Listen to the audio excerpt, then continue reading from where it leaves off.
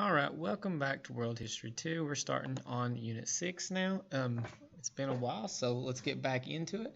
So, after all these things like the commercial revolution and mercantilism, the world starts to get more and more secular, more and more humanist, individualism grows. Philosophy changes drastically in the short few weeks we've had this class. So people start to think for themselves, and back then, the church would tell you what to believe, and you kind of shrug your shoulders and move on. People didn't really think for themselves. If you did, you could be seen as a heretic, you could be burned at the stake, and things would not be good for you. So after the Protestant Reformation, meaning it's possible to do these things without being killed, people start thinking into other fields. A big thing from biology, we're talking about the scientific revolution now, is spontaneous generation. People thought that maggots would just form from meat. They did not understand that flies laid eggs in the meat. They would just shrug their shoulders and not understand. But it's going to be tested, and they are going to start putting it in jars and notice that maggots do not form. So they start to do things like the scientific method. The scientific method is going to be put together by Descartes and Sir Francis Bacon. And the scientific method is a pretty simple thing. We do it every day in our lives. We don't even realize that we're doing it. The scientific method looks like this. So first, let's just pull it up. Scientific method. All right, it looks like this. So first, you're going to have an observation or a question. So for spontaneous generation, you say, maggots are forming from meat. They're going to research and do some other things. Where else do maggots form, or where else do they go? And they're going to look at maybe dead animals. They're going to look at maybe areas with lack of hygiene. They're going to have a hypothesis, and they're going to say that maggots form from meat. So they're going to test this multiple ways. Some meat's going to be set out. Some's going to be set out in a way things can't get to it, like the external environment, like the air. They're going to eventually realize that the jar is the reason why maggots didn't form, but maybe they think it's the air. Then they're going to test it with air being blown in. Then they're going to test it with maybe flies, and then they're going to eventually realize that flies lay the eggs that make the maggots. They're going to analyze data. They're going to report their conclusions. Then they're going to keep questioning and trying to figure that out. Sir Francis Bacon and Descartes puts this together, and we do this every day in our lives. We don't even realize it. We are very skeptical as people. We question everything. If I ask you to do an assignment, you say, why do I have to do this? And we are very questioning. Before this, that really didn't happen. The big thing that really ticks the church off, though, is the idea of the heliocentric theory brought in by Copernicus. The heliocentric theory is going to state that the sun is at the center of the universe. This is what it looks like in this time. Everything revolves around the sun. The Catholic Church had said that the geocentric model was the correct model because Aristotle, Ptolemy, those great Greek thinkers had initially thought that from their discoveries. Technology wasn't the same. Copernicus is going to say the heliocentric model, and it's not a very popular thing to say because it's not going to agree with the Bible according to the Catholic Church. The Catholic Church believes that Genesis, their interpretation of Genesis says that God created the heavens and the earth. When they interpret that, they think that everything revolves around the earth. They think the earth is the center of the universe because the Bible puts us as the important part of the universe, okay? So the geocentric theory is what they accept. Guys that say this is not going to be popular. So Copernicus comes up with it, kind of goes into hiding. The next guy on the list is going to be Galileo, and he is going to invent a telescope. And what that telescope is going to do is going to actually study daily, and he's going to constantly try to observe with the telescope. He nearly goes blind from it, and he is going to be questioned. He lives in Italy. Galileo Galilei is an Italian name. So when he goes to the New World, or my apologies, when he goes and writes these things, the Catholic Church is going to question him, and they are going to have him document and try to recant his statements. The Catholic Church, the Spanish Inquisition's going on, so they take him down into a dungeon. They don't torture him, but he smells the blood. Of course, there's other putrid smells in a dungeon. People are in very bad pain. He hears screaming, he hears crying, he hears begging for mercy. Right before his court against the church. Court could take you to church. They say, yeah, they bring him back up and say, you do want to recant or go against your statements, right? And he says, yeah, the heliocentric model is wrong. Geocentric is correct. The Catholic Church till the 1980s or 90s finally admits that Galileo is right. Okay, so he has to recant, and he never knows that his statement was proven true. The next guy that is going to prove it, though, is going to be Johann Kepler, and Kepler is going to prove it with ellipses. People thought that planets traveled in a perfect circle. They do not. They travel in an ellipse or an elongated circle, okay? It's not a perfect circle. And he proves planetary motion through mathematics, okay? And of course, you guys are all familiar with Newton and his laws of gravity. His second law. So an object will not change its motion. And remember, an apple fell on his head unless acted on by an unbalanced force. Its motion changed when it hit Newton in the head, okay? If it's at rest, it'll stay at rest, kinetic and potential energy. If it's in motion, it will remain at the same velocity until interrupted, okay? Gravity can be an interrupting force. Here's a body in motion. It remains in motion. Force equals mass times acceleration. And for every action, there's an equal and opposite reaction. Or Newton's discoveries also discovers calculus.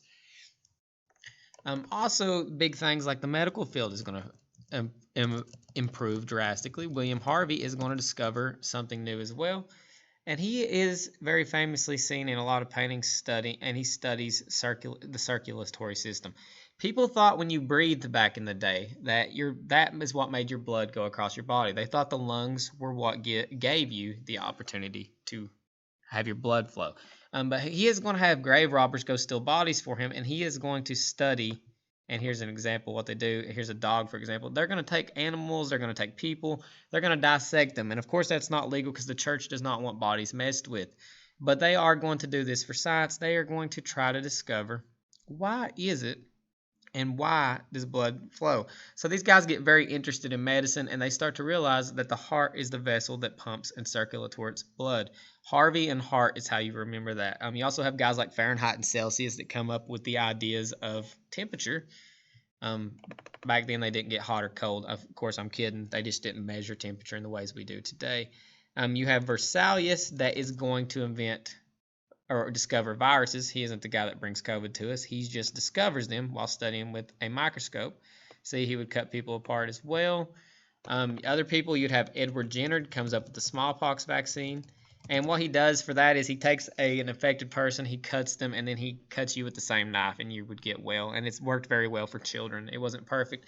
How you remember Jenner does this, though, is, of course, you know the Caitlyn Jenner and the Kardashians. They have a lot of injections. So think of Edward Jenner as the guy that was their great-great-grandfather. He actually wasn't, of course, but he liked injections, and they like to get Botox injections. That's how I remember that one. A little funny way to remember that. So scientific reason, systematic observation of nature, and people begin to question and discover things. People live longer. People are healthier. People understand why. People do not use religion as an answer. Of course, they're not going away from religion. They're not atheists, but they are trying to discover or realize what the answer is to problems versus asking or just shrugging their shoulders and moving on, okay? So let's also talk about absolute monarchs. Absolute monarchs, you think of the word absolute, it is complete control. Anytime you see a picture of them, they're in the romantic style or nationalistic, okay? They look perfect. You see here's Louis XIV, or the Sun King. He is going to be the King of France, and he is going to create the Palace of Versailles. How he takes power as an absolute monarch is he calls all the dukes, nobles, and he tells them to come live at his palace in Versailles. And he says that you must live there, you can't leave, and here's prostitutes, here's money for gambling, here's a feast. We have feast all parts of the day, and you're just going to stay here. It's kind of like house arrest, but it's so fun the people don't realize that they're living it up and they don't care. So they let him do stuff. When they say, hey, I got to go collect taxes, he says, let me and my staff take care of that. You just keep enjoying this. And he is going to take power. He actually invents high heels, and where the brand Louis Vuitton comes from Louis XIV. Here's his palace at Versailles. It is absolutely beautiful. It's all gold. Mirrors back then would be super expensive to build. You have gardens, you have ponds, you have glass. Everything is pretty much gold or laced with gold, marble. Super expensive, and it is going to bankrupt a lot of France. It's going to anger the people, and we'll get pretty close to the French Revolution at the end of this unit. We'll talk about his grandson, Louis XVI. is going to get his head cut off for creating all these wealth issues for the classes. So he's going to create a class system. Even chandeliers back then, it was super expensive now to get chandeliers. Can you imagine back then when there was not many glass makers? It was over $1 billion in today's money to build this place. Still the house seat of France. The Treaty of Versailles signed here. That ends World War I. Very important place. On the other hand, we've talked about Henry VIII as an absolute ruler. Let's go to Russia. We have Peter the Great that's going to take over after Ivan the Terrible as a military ruler. And he is going to do something known as westernization of his country. And what he does is for westernization of Russia is he is going to copy Europe. Russia is kind of more like Asia than Europe at this point, and he's going to change that and change the course of Russian history. He's going to rename the capital St. Petersburg, named after himself truly. He is going to go in and disguise himself as a middle class or a peasant and go into France. He's going to go to Louis' court and hang out at Versailles. He's going to go to Henry VIII's court in England. He's going to learn things and bring these things back to Russia. Russia is isolated from Europe. They haven't had a Protestant Reformation because they don't have a Catholic Church. They're Eastern Orthodox. They haven't had a scientific revolution. So he pays doctors to come live in Russia with him. Once they get there, they're not allowed to leave. He watches them do surgery. He watches how they heal people. He brings advisors to try to document and write these down. How do we do taxes? How do I take control? And he influences himself based on Europe. So he does westernization or modernization of Russia. Okay, and that's going to be very successful for him, and it is going to make him a very great ruler. And he's going to do things like charge beard taxes. People can have people cannot have beards without paying a tax. He wants people to look like Europeans. He doesn't want them to look old school or more Eastern European. He wants them to look like the West. So if you couldn't pay a tax on your beard, you would get your beard removed. Of course, you see here, he looks very much like maybe a British redcoat or a Frenchman. This guy looks like a traditional Russian, and they're trying to go away from that. He even has a powdered wig. So we're going away from that old school thought of old Russia. Today, Russia still has this issue with communist Russia versus modern Russia. What is our culture? And they have a culture conflict very often in Russia. This one here depicts Peter the Great doing it. So Peter the Great looks more like a Frenchman than he would a Russian ruler, like his predecessor. Let's look at his predecessor, Ivan the Terrible, which killed his own son. So he looks very much more like a Russian. He does not look like a Western person. Okay, here's the famous painting of him when he killed his son. So he is not seen as a great ruler. Eventually we're going to have Catherine the Great. But these guys are going to change drastically.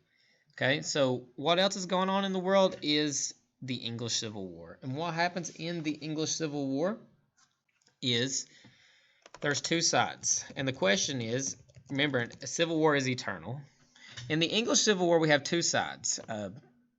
We have the parliamentarians, which support Parliament, and we have royalists or cavaliers like the University of Virginia, which are eventually who's going to get free land in Virginia to come to the New World. So when they get to the New World, they are going to establish a lot of the king's culture, but eventually the English are going to have their own problem.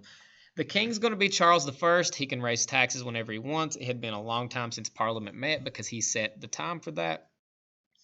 Of course, Parliament is power of the people. The king is going to set curfews. He's not going to be good to the people. So the people are going to take him in the English Civil War. It's going to be about an 8-year battle. And they are going to end up cutting Charles I's head off. And kings, especially absolute monarchs like Charles, Louis, and Peter, ruled by divine right. So if we break down the term or the terms divine right, divine is holy, right is the idea to rule. So if you question these holy or these absolute monarchs, you're questioning God because God put them in power. And that's what they told the people as propaganda. So if you question him, you're questioning God. That makes you a heretic, and you'll go to hell for that. You'll burn at the stake for that. So that's how they ruled for hundreds of years without problems. Charles I is so bad the people don't care. Parliamentarians, they're going to form together. In 8 years, they are going to have Charles I killed. The parliamentarian leader is going to become Lord Protector, and he's a very famous guy in history and in Shakespearean plays, is Cromwell, Oliver Cromwell. And when Oliver Cromwell takes over, he is going to be a very strict Puritan, okay? You can't dance, you can't gamble, you can't play cards. But guess what? People have power. And the people and Parliament get almost unlimited power, and it is pretty much an opposite negative of what it was. Before, the king had all the power, and it sucked. Now, The people have all the power, and like Hobbes, we'll talk about Hobbes saying that we need absolute monarchs because he's going to look at the English Civil War. He's going to say that people are too stupid to rule themselves, that you need an absolute monarch to rule. So Oliver Cromwell, he is against hereditary monarchies, which means his son's going to take over. He believes in merit, so people should take over based on skill. When Oliver Cromwell dies, Charles I, his son, takes over, which is Charles II. He'll come back in, and he knows not to screw with the people or he will be killed as well. So he is going to give more rights to people, and it's going to develop political parties and factions in Parliament because everybody wants their own little group of power. What do we have in the United States? We very much copied Parliament with Congress. We have political parties that fight for a certain platform. And he is going to give people more rights. We're going to have the Glorious Revolution after him, with William and Mary take over after Charles II, and it's going to be about 20 years. It's called the Glorious Revolution because no one dies in the Glorious Revolution. Not really. It's relatively peaceful. It's debates in Parliament. William and Mary decide to give up power. It's less for them to do. They can live a luxurious life. Let's look at the monarchs, not the school. But they are going to be peaceful with the people and work with them because they realize they can be killed if they go against the people. The people also realized that monarchs are now killable. Before, that was just an idea that was make-believe. I mean, of course, they could die in battle, but you killing a monarch, taking over for yourself, that was not really seen. So revolution is going to be a new front. This is going to influence the Enlightenment as well. So Parliament's going to get power. Royal power is going to go down because king and queens can just live and enjoy their lives. They'll make some decisions. But today, if you look at Charles III, so we know all three Charleses now.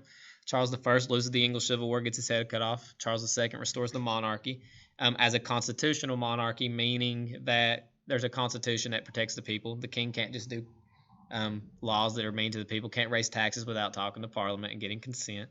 And then Charles III is Elizabeth II's son, the current ruler of England. If you look at him, does he do anything though? No, he's just a figurehead. He has no power. Prime Minister has the power, kind of like what Cromwell would have been. But they're going to get an English Bill of Rights, and the English Bill of Rights looks like our Bill of Rights. English Bill of Rights, 1689. And let's look at one. Let's look at the document. The main points here, let's just summarize it.